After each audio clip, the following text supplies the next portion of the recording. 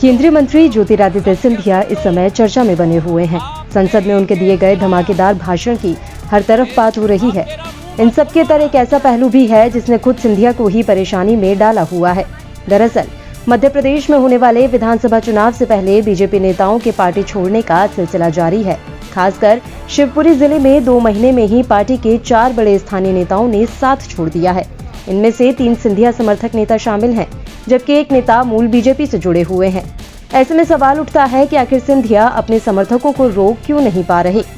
2020 में जब ज्योतिरादित्य सिंधिया बीजेपी में आए तो अपने साथ पूरे लाव लश्कर लेकर आए। ग्वालियर चंबल संभाग में कई जगहों से पूरी की पूरी कांग्रेस ही उस वक्त बीजेपी में शामिल हो गई। इसके बाद कयास लगने लगा कि 2023 के चुनाव में इन इलाकों से कांग्रेस का सफाया हो जाएगा।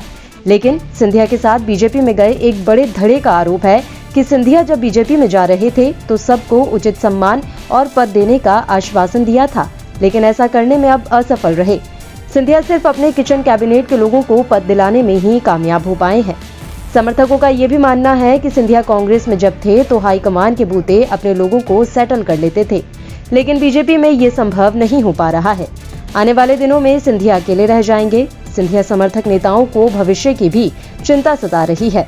इन नेताओं द्वारा पार्टी छोड़ जाने के पीछे राजनीतिक रूप से चर्चा ये है कि इस समय जिले की 5 विधानसभा सीटों में से अधिकांश सीटों पर बीजेपी से टिकट मांगने वालों की लंबी लिस्ट है।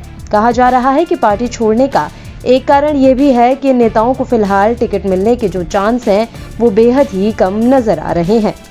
वहीं शिवपुरी जिले में 5 विधानसभा सीट आती हैं। वर्ष 2020 में प्रदेश में हुए सत्ता परिवर्तन के बाद ज्योतिरादित्य सिंधिया के साथ कई समर्थक बीजेपी में आए। इस दौरान सिंधिया समर्थक नेताओं ने उन कार्यकर्ताओं का गणित बिगाड़ दिया जो शुरू से बीजेपी से जुड़े थे। जिले की 5 विधानसभा सीटों पर देखा जाए तो इस समय हालत ये है कि एक टिकट के लिए 5 से 6 प्रमुख दावेदार हैं। हर प्रमुख दावेदार अपने आप को जिताऊ उम्मीदवार बता रहा है।